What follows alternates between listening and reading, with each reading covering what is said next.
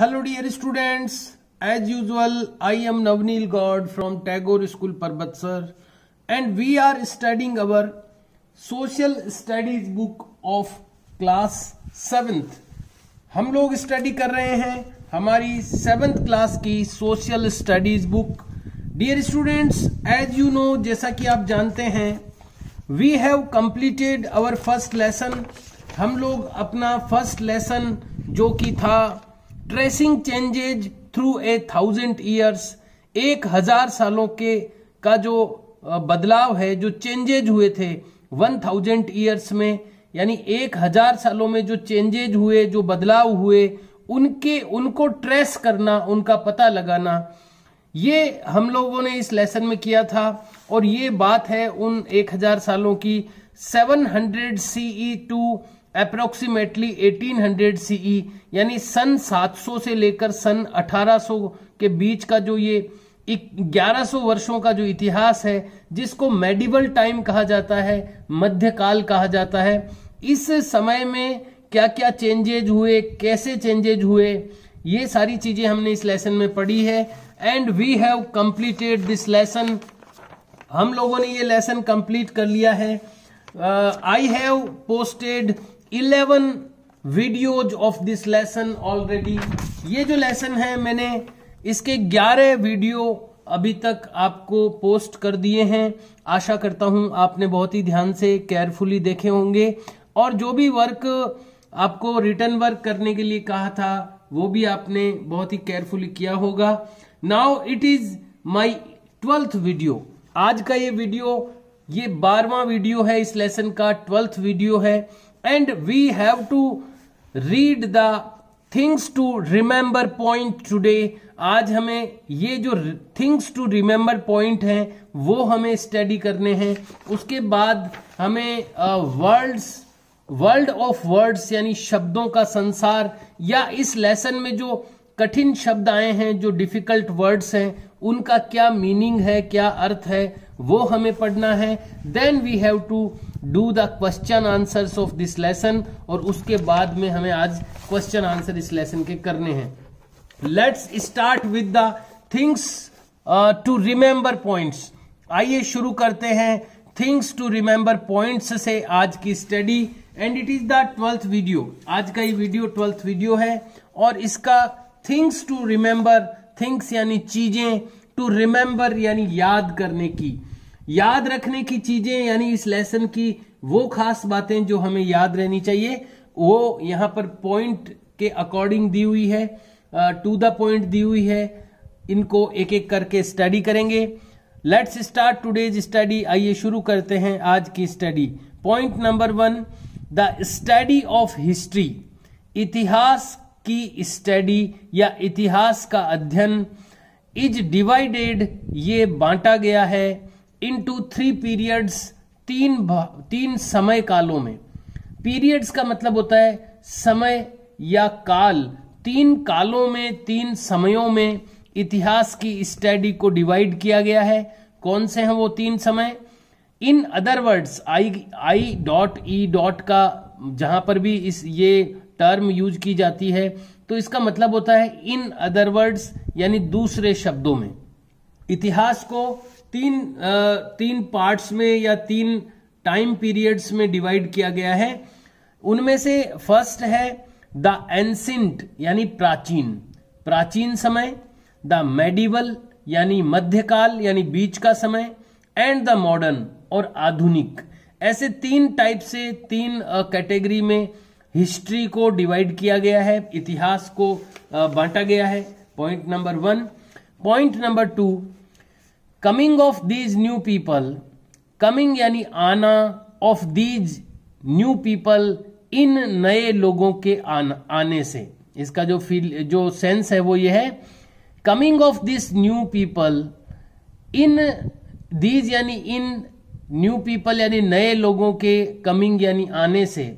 ये जो बाहर के देशों से लोग अपने देश में आए, इन बाहर के देशों से अपने देश में लोगों के आने से, यस, फ्रॉम फॉरेन कंट्रीज, विदेशी देशों से।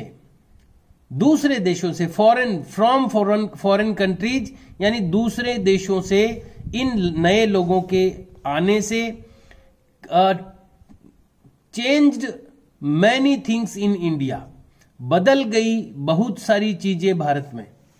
इस सेंटेंस का जो मीनिंग है वो ये है कि ये जो नए लोग भारत में आए, इनके भारत में जो ये विदेशी दूसरे देशों से नए लोग जो भारत में आए, इन लोगों के अपने भारत में आने से कई चीजें चेंज हो गई भारत में, इंडिया में। Point number 3, all types of history, सभी प्रकार का इतिहास, जितने भी प्रकार का इतिहास होता है, जितनी भी कैटेगरी मानी गई है इतिहास की, जैसे कि पॉलिटिकल यानी राजनीतिक इतिहास, इकोनॉमिक यानी आर्थिक इतिहास, आर्ट यानी कला का इतिहास, एंड सोशल और सामाजिक इतिहास, जितने भी टाइप की हिस्ट्री है, जितने भी प्रकार का इतिहास है, आर इंटरडिपेंडेंट। इंटरडिपेंडेंट यानी एक दूसरे पर निर्भर है। जितने भी प्रकार का इतिहास है, हिस्ट्री है, वो इंटरडिपेंडेंट है यानी एक दूसरे पर निर्भर है। एंड सो, और इसलिए इट इज नॉट पॉसिबल, ये पॉसिबल नहीं है, ये संभव नहीं है, टू स्टडी, अध्ययन करना, इसलिए ये अध्ययन करना या स्टडी करना संभव नहीं है, पॉसिबल नहीं है। एनी वन एस्पेक्ट, कोई भी एक पहलू ऑफ हिस्ट्री, इतिहास का, इन आइसोलेशन, अलग से। ये जितने भी प्रकार का इतिहास है, भले ही वो पॉलिटिकल हो, भले ही आर्ट का हो, भले ही इकोनॉमिक हो, ये सारे एक दूसरे पर इंटरडिपेंडेंट है यानी एक दूसरे पर अंतर निर्भर है, एक दूसरे पर निर्भर है। इसलिए किसी भी हिस्ट्री को अलग से, किसी भी हिस्ट्री के एक भी पहलू को, वन एस्पेक्ट यानी होता है पहलू, किसी भी हिस्ट्री के, किसी भी प्रकार की हिस्ट्री के किसी भी एक भी पहलू को आइसोलेशन के साथ यानी अलग से अलग करके स्टडी करना पॉसिबल नहीं है।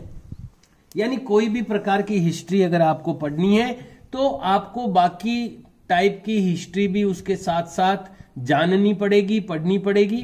किसी भी हिस्ट्री का कोई भी एस्पेक्ट यानी पहलू आइसोलेशन के साथ यानी अलग करके केवल उसी को पढ़ करके उसकी स्टडी करना यह संभव नहीं है। Next point, in earlier days यानी पुराने पहले के दिनों में, पीपल यानी लोग, मोस्टली यूज्ड पाम लीव्स, ज्यादातर उपयोग करते थे। पाम लीव्स यानी पाम की पत्तियां या चीड़ की पत्तियां, ताड़ की पत्तियां। शीप लेदर यानी भेड़ की खाल। वुड ब्लॉक्स यानी लकड़ी के ब्लॉक्स या गुटके। स्टोन टेबलेट्स यानी पत्थर की पट्टिकाएं। एंड बार्क और छाल, बार्क यानी पेड़ की छाल, ऑफ ट्रीज यानी पेड़ की, और टू राइट लिखने के लिए। यानी पहले के लोग कागज पे नहीं कागज उस समय अवेलेबल नहीं होता था, उस समय कागज का यानी पेपर का इन्वेंशन नहीं हुआ था, इसलिए लोग राइटिंग के लिए, लिखित कार्य के लिए क्या क्या यूज करते थे?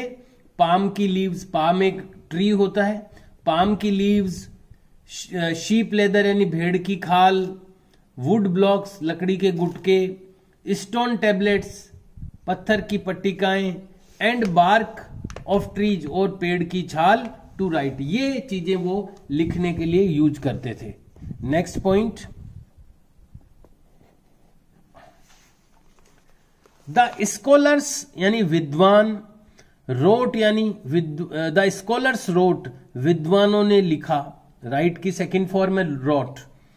द स्कॉलर्स रोट, विद्वानों ने लिखा। कोर्ट क्रॉनिकल्स यानी क्रॉनिकल्स क्या होती है? घटनाओं को जब अपन क्रम से लिखते हैं, जिसको हम घटनाक्रम कह सकते हैं, उनको क्रॉनिकल्स कहते हैं। कोर्ट क्रॉनिकल्स यानी दरबारों का घटनाक्रम। तो विद्वानों ने लिखा कोर्ट यानी दरबार का या राजा के दरबार का, क्रॉनिकल्स यानी घटनाक्रम। Which was the history of rulers, जो कि राजाओं की हिस्ट्री थी, शासकों की हिस्ट्री थी। और द रूलिंग डायनेस्टीज, या फिर जो शासक राजवंश थे, रूलिंग यानी शासन करने वाले, डायनेस्टीज यानी राजवंश, राजाओं का जो वंश चलता था उसको डायनेस्टीज कहते हैं। तो जो स्कॉलर्स थे, जो विद्वान थे, उन्होंने कोर्ट क्रॉनिकल्स लिखे यानी दरबार के घटनाक्रम लिखे, वही राजाओं की हिस्ट्री थी होती थी वो, या फिर जो रूलिंग डायनेस्टीज थी, जो शासन करने वाली जो राजवंश थे, उनकी हिस्ट्री होती थी। ऑफ द किंगडम्स, साम्राज्यों के जो राजवंश होते थे उनकी वो हिस्ट्री होती थी। इन विच दे लिव्ड, जिसमें कि वो रहते थे, यानी जिस राजा के राजवंश में, जिस राजा के राज्य में विद्वान लोग रहते थे, वो उन्हीं के दरबार का घटनाक्रम लिखते थे या उनके जीवन से संबंधित हिस्ट्री लिखते थे। और वो हिस्ट्री उन रूलर्स की हिस्ट्री होती थी, उन राजाओं की हिस्ट्री होती थी, या जो रूलिंग डायनेस्टीज होती थी, या जो रूलिंग यानी शासन करने वाले राजवंश होते थे, डायनेस्टी यानी राजवंश होते थे, उनकी वो हिस्ट्री होती थी जो वो विद्वान लोग लिखते थे। Next point, in order to get an honest idea, एक ईमानदार या सच्चा तथ्य या आइडिया यानी विचार, एक ऑनेस्ट आइडिया यानी एक ईमानदार विचार प्राप्त करने के क्रम में, यानी एक ईमानदार चीज प्राप्त करने के क्रम में, about the life of common people, सामान्य लोगों की लाइफ के बारे में। देखिए, जो लिखित चीजें हैं, जो ज्यादा लिखित यानी लिटरेचर मिलता है पुराने जमाने का, या पुराने जमाने की जो लिखित सामग्री मिलती है, वो कॉमन पर्सन के बारे में ज्यादातर उसमें नहीं होता है लिखा हुआ, उसमें सामान्य लोगों के बारे में लिखा हुआ नहीं मिलता है, क्योंकि वो जो लिखा गया पुराने जमाने में वो कोर्ट क्रॉनिकल्स के द्वारा लिखा गया, या कोर्ट क्रॉनिकल्स जो लिखे गए वो पुराने समय में कोर्ट हिस्टोरियंस के द्वारा लिखे गए, यानी दरबार में जो लोग, राजा के दरबार में जो लोग, राजा अपने सैलरी देकर के जिन लोगों को रखता था, वही साहित्य लिखते थे, वही लिटरेचर लिखते थे। तो कॉमन पर्सन के बारे में, उस जमाने में साधारण व्यक्ति का जीवन कैसा था, इसके बारे में लिटरेचर में मिलता नहीं है। तो अगर हमें ईमानदारी से कॉमन पर्सन के बारे में जानना है तो फिर क्या करना होगा, एंड अदर इंपॉर्टेंट एस्पेक्ट्स, जो कॉमन पीपल है यानी साधारण लोग हैं, एंड अदर इंपॉर्टेंट एस्पेक्ट्स, और दूसरे जो महत्वपूर्ण पहलू हैं उनके बारे में अगर आपको ऑनेस्ट आइडिया लेना है, ईमानदारी भरा विचार जानना है, ईमानदारी से उनके बारे में जानना है, वी हैव टू टर्न, तो हमें मुड़ना पड़ता है, हमें मुड़ना होगा, to the accounts of foreign travellers, विदेशी यात्रियों के द्वारा लिखी हुई चीजों की तरफ। अकाउंट्स यानी लेखा, विदेशी यात्रियों का जो लेखा है, उनके द्वारा जो लिखी हुई चीजें हैं उनकी ओर हमें देखना होगा, क्योंकि जो विदेशी लोग आते थे उस जमाने में, वो किसी भी राजा के दरबार के कर्मचारी नहीं होते थे, उनको राजा कोई सैलरी नहीं देता था जिससे कि वो राजा के बारे में ही लिखे।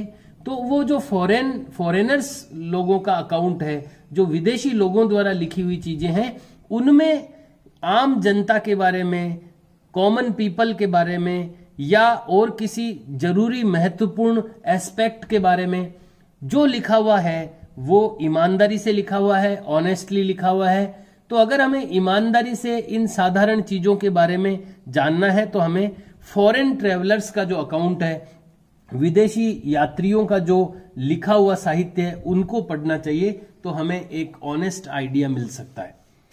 Next point, calligraphy refers to the kind of stylised writing.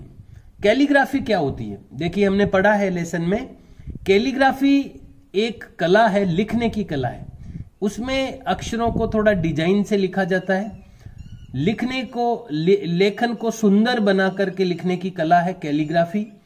तो ये एक स्टाइलिज्ड राइटिंग है। स्टाइल यानी होता है कलाकारी, तो स्टाइलिज्ड राइटिंग यानी कलाकारी भरी राइटिंग।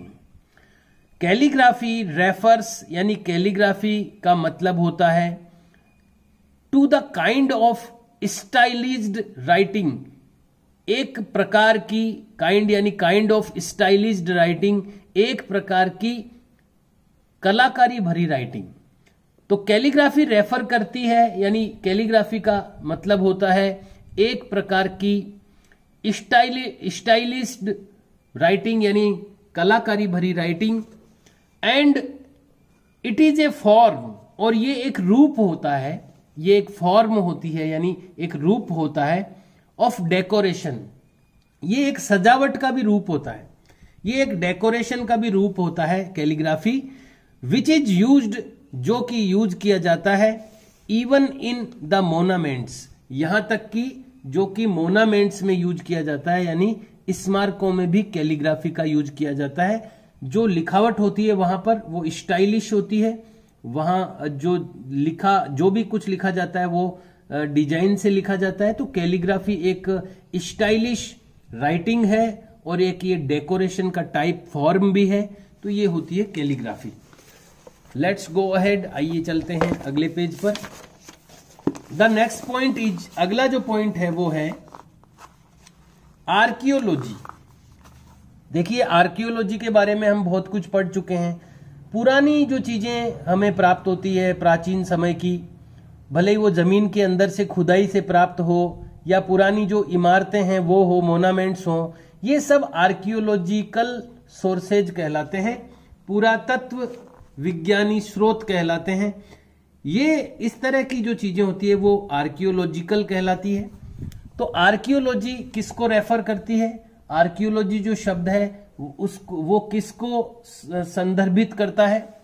तो आर्कियोलॉजी का संदर्भ होता है, आर्कियोलॉजी रेफर्स टू, आर्कियोलॉजी संदर्भित करती है, यानी आर्कियोलॉजी का मतलब होता है टू द साइंटिफिक स्टडी, एक वैज्ञानिक रूप से अध्ययन, एक साइंटिफिक स्टडी है ये आर्कियोलॉजी, एक वैज्ञानिक अध्ययन है किसका? ऑफ द मटेरियल, उस सामग्री का, रिमेन्स जो अवशेष है, रिमेन्स यानी अवशेष, उस मटेरियल का एक साइंटिफिक स्टडी, उस सामग्री की एक वैज्ञानिक अध्ययन जो कि रिमेन्स यानी अवशेष है किसका? ऑफ पास्ट ह्यूमन लाइफ, भूतकाल के मनुष्य के जीवन का, एंड एक्टिविटीज और उसके क्रियाकलापों का। जो पास्ट ह्यूमन लाइफ है, जो भूतकाल का मनुष्य का जीवन और उसके जो क्रियाकलाप है, एक्टिविटीज हैं, उसके जो अवशेष हैं, रिमेन्स यानी उसके जो अवशेष प्राप्त होते हैं, उन मटेरियल्स का, उन अवशेषों का एक साइंटिफिक स्टडी, उनका एक वैज्ञानिक रूप से अध्ययन, ये आर्कियोलॉजी का मतलब होता है, इसको आर्कियोलॉजी कहते हैं।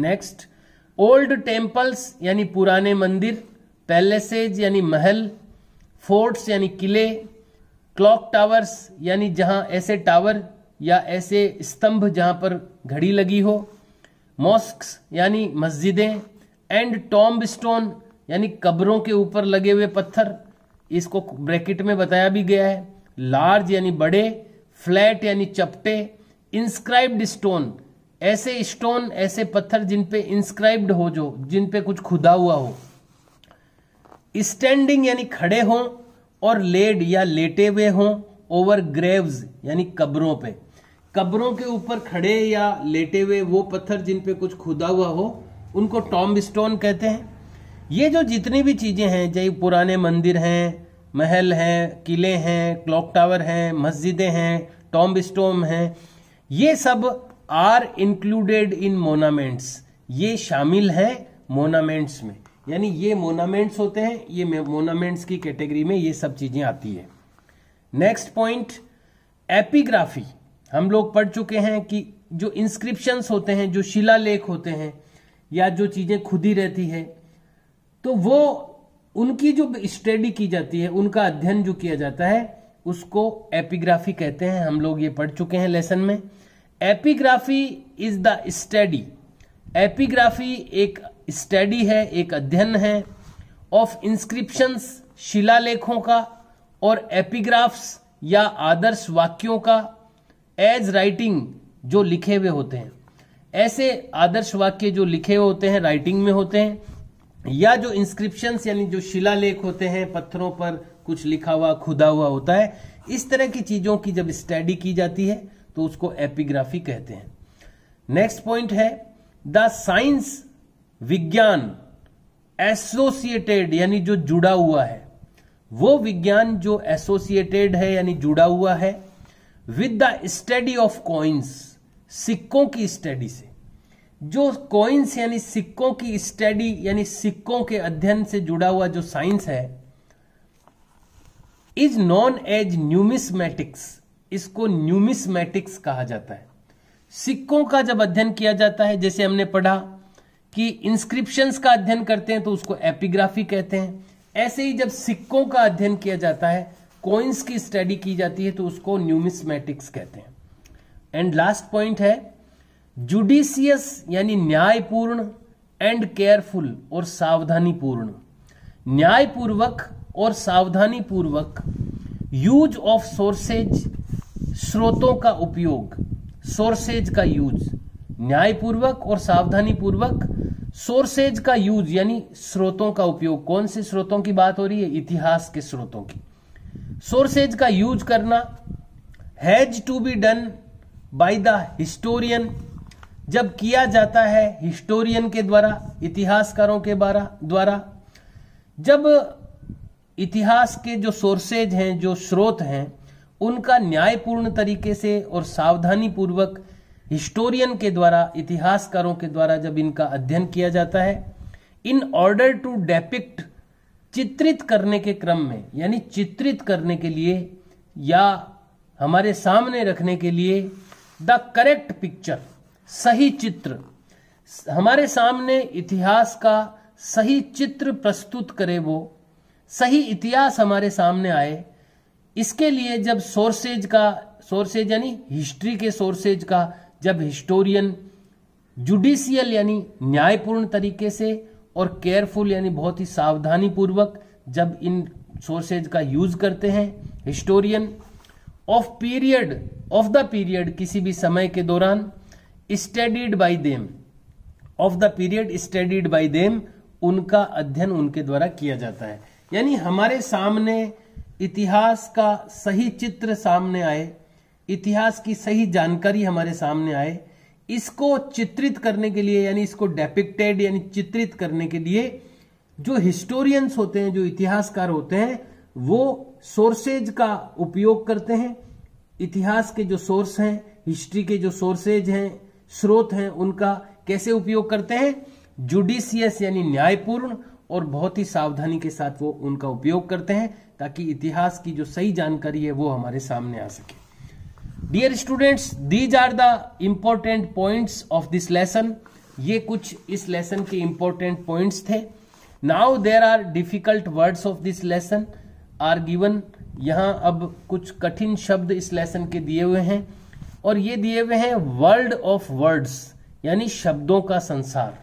इस पॉइंट के अंतर्गत ये दिए हुए हैं। आइए इनको भी जानते हैं कि इन शब्दों का अर्थ क्या होता है। हालांकि ये जब शब्द अपने लेसन में आए थे तो मैंने आपको इनका अर्थ बताने की कोशिश की थी। आइए इनको एक बार फिर से जान लेते हैं। कंटेम्परेरी, ये बहुत बार आता है शब्द, मैंने आपको समझाया भी है। जब एक ही टाइम में दो चीजें चलती है, जब एक ही समय में दो चीजें साथ साथ चलती तो उनको समकालीन कहते हैं हिंदी में। इंग्लिश में उसको कंटेम्परेरी कहते हैं। तो कंटेम्परेरी का मतलब है लिविंग और अकरिंग, यानी जीवित रहना, या अकरिंग यानी पैदा होना, जीवित होना, जीवित रहना या पैदा होना एट द सेम टाइम, एक ही समय में। जब एक ही समय में दो चीजें जीवित होती है या पैदा होती है तो उनको कंटेम्परेरी कहा जाता है, समकालीन कहा जाता है। सब कॉन्टिनेंट, देखिए कॉन्टिनेंट का मतलब होता है महाद्वीप, और सब लग गया तो उप महाद्वीप। महाद्वीप क्या होता है? जब भूमि का एक बहुत बड़ा भाग पानी से घिरा होता है तो वो महाद्वीप होता है। जैसे हमारा महाद्वीप एशिया है, हम एशिया महाद्वीप में रहते हैं, तो वो हमारा कॉन्टिनेंट हो गया। लेकिन कॉन्टिनेंट के अंदर भी कुछ ऐसे हिस्से होते हैं जो कि अलग से, जिनको विभाजित किया जा सकता है प्राकृतिक तरीके से, वो अलग ही अपना एक एरिया रखते हैं। जैसे भारत है, इंडिया है, तो ये भी एक सब कॉन्टिनेंट माना जाता है, क्योंकि उत्तर में हिमालय आ गया, नीचे हिंद महासागर आ गया, इंडियन ओशन आ गया, तो ये एक तरह से अलग एरिया बन जाता है। महाद्वीप में भी एक उप महाद्वीप बन जाता है, तो ऐसा जो हिस्सा होता है उसको सब कॉन्टिनेंट कहा जाता है। ए लार्ज यानी एक बड़ा, डिस्टिंग्विशेबल, डिस्टिंग्विशेबल यानी जिसको डिस्टिंग्विश कर सकते हैं, अलग कर सकते हैं। डिस्टिंग्विशेबल यानी विभेदित करने योग्य, अलग करने योग्य। पार्ट यानी हिस्सा, लार्ज यानी बड़ा और अलग करने योग्य हिस्सा ऑफ ए कॉन्टिनेंट, किसी कॉन्टिनेंट का, किसी कॉन्टिनेंट का यानी किसी महाद्वीप का ऐसा पार्ट, ऐसा हिस्सा जिसको डिस्टिंग्विश कर सकते हैं, यानी जिसको विभेदित कर सकते हैं, अलग किया जा सकता है, अलग से देखा जा सकता है, उसको सब कॉन्टिनेंट कहते हैं। इंडिया एक सब कॉन्टिनेंट है। मैन्यूस्क्रिप्ट जो हाथ से लिखी हुई चीजें होती है पुराने जमाने की, वो मैन्यूस्क्रिप्ट्स कहलाती हैं। ए डॉक्यूमेंट एक दस्तावेज, रिटन बाय हैंड जो हाथ से लिखा हुआ होता है उसको मैन्यूस्क्रिप्ट कहा जाता है। माइथोलॉजी यानी पौराणिक, पौराणिक चीजें, माइथोलॉजी का मतलब होता है जो पुरानी धार्मिक बातों से संबंधित कहानियां होती है उनको माइथोलॉजी कहा जाता है। पौराणिक इतिहास या पौराणिक बातें। एक कलेक्शन एक संकलन, किनका संकलन? ऑफ माइथ्स यानी पुरानी कहानियों का। स्पेशली विशेष रूप से one belonging to a particular religious और ट्रेडिशनल ट्रेडिशन, यानी स्पेशली पुरानी कहानियों को माइथोलॉजी कहते हैं। लेकिन स्पेशली कौन सी कहानियों को? स्पेशली यानी विशेष रूप से पुरानी कौन सी कहानियां जो बिलोंग करती है, जो संबंध रखती है टू ए पर्टिकुलर रिलीजियस यानी किसी विशेष धार्मिक और ट्रेडिशनल कल्चरल ट्रेडिशन या सांस्कृतिक परंपरा, यानी जो धार्मिक या सांस्कृतिक परंपरा से जुड़ी हुई जो कहानियां होती है, जो बातें होती है, वो माइथोलॉजी कहलाती है। हमारे धर्म से संबंधित या हमारी संस्कृति से संबंधित जो पुरानी बातें हैं वो माइथोलॉजी कहलाती है। माइथोलॉजिकल यानी पौराणिक या पुरानी बातें धर्म से संबंधित। ऑथेंटिक क्या होता है? ऑथेंटिक होता है वो, ऑथेंटिक का मतलब होता है असली। ऑथेंटिक का मतलब होता है एक अधिकृत, हिंदी में इसके लिए शब्द आ सकता है अधिकृत, यानी जो सही है उसको ऑथेंटिक कहते हैं। इसके लिए शब्द दिया गया है समझाने के लिए जेन्युइन। जेन्युइन का मतलब होता है असली। फिर और समझाया गया है इसको ऑफ अनडिस्प्यूटेड। अनडिस्प्यूटेड, डिस्प्यूटेड यानी होता है मतभेद, अनडिस्प्यूटेड यानी जिसमें कोई मतभेद नहीं हो। ऑफ अनडिस्प्यूटेड ओरिजिन यानी बिना डिस्प्यूट के, बिना मतभेद के, ओरिजिन यानी पैदा होया हुआ।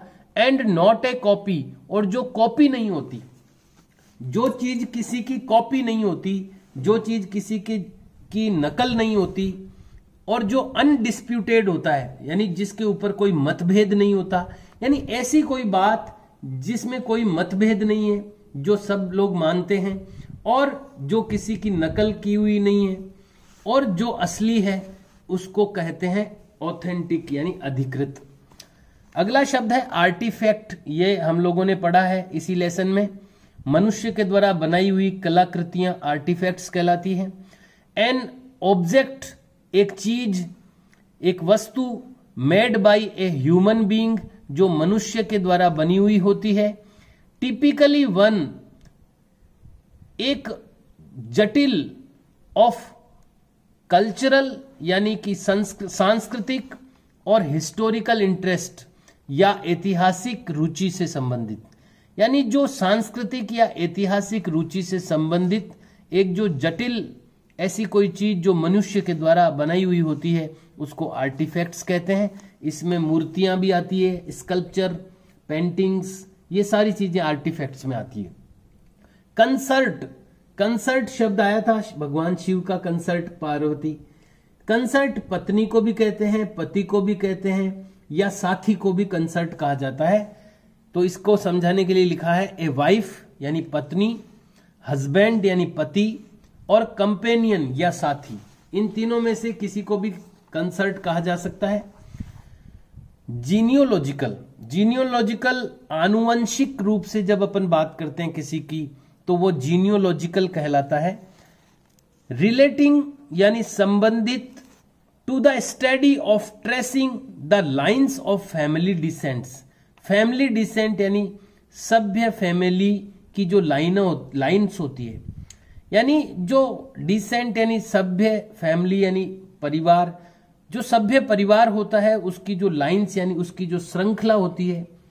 श्रृंखला का मतलब है आपके पिताजी, फिर आपके दादाजी, फिर आपके परदादाजी, इस तरह ये जो चेन बनती है उसकी उसकी ट्रेसिंग करना, उसका पता लगाना और उसकी स्टडी करना, उससे जो रिलेटेड चीजें होती है वो जीनियोलॉजिकल कहलाती है। यानी वंशानुगति से संबंधित, यानी एक पीढ़ी से दूसरी पीढ़ी की तरफ हम जब जाते हैं, जब हम बात वंश की करते हैं तो उसको जीनियोलॉजिकल कहा जाता है। फैमिली की जो लाइन होती है, परिवार की जो पंक्ति होती है, श्रृंखला होती है, उसको ट्रेस करना, उसका पता लगाना और उसकी स्टडी करना, इससे संबंधित जो बातें होती है, रिलेटेड होती है, वो जीनियोलॉजिकल कहलाती है। Dear students, we have completed the first lesson's summary point and the difficult words. हमने इस लेसन के जो समरी पॉइंट हैं, जो सारांश के बिंदु हैं वो, और इस लेसन के जो डिफिकल्ट वर्ड्स थे उनको हम लोगों ने स्टडी किया है, और लेसन भी हमने स्टडी किया है और बहुत ही डिटेल से किया है। मैं आपको फिर से बताना चाहूंगा, ये जो है ये अपना 12वां वीडियो है इस लेसन का, इसलिए हमने कोई जल्दबाजी नहीं की है। हमने बहुत ही डिटेल से, और मैंने बहुत ही डिटेल से और आराम से आपको लेसन को एक्सप्लेन करने की कोशिश की है। पूरे 12 वीडियो इस एक लेसन के बनाए हैं और ये अपना 12वां वीडियो चल रहा है। और अब है अपना प्रैक्टिस टाइम, यानी कि हमारा अभ्यास का समय। अब इसके क्वेश्चन आंसर हैं इस लेसन के। आज चूंकि लेसन का ये अपना काफी टाइम पूरा हो चुका है अपने वीडियो का, लेकिन मैं चाहता हूं कि कुछ रिटर्न वर्क मैं आपको दे दूं। तो आप एक काम करें, ये इस लेसन में कुछ रिटर्न वर्क तो आपका छोटा मोटा किया हुआ होगा, उसके बाद में आप 1 लाइन ब्लैंक लीव करके, और ये वर्ल्ड ऑफ वर्ड्स हैं, यानी शब्दों का संसार, वर्ल्ड यानी संसार, ऑफ वर्ड्स यानी शब्दों का संसार, ये आप राइट डाउन कर लें अपनी नोटबुक में। मैं आपको शो कर रहा हूं स्क्रीन पर, ये आप आराम से लिख सकते हैं। मैंने इनको आपको एक्सप्लेन भी कर दिया है।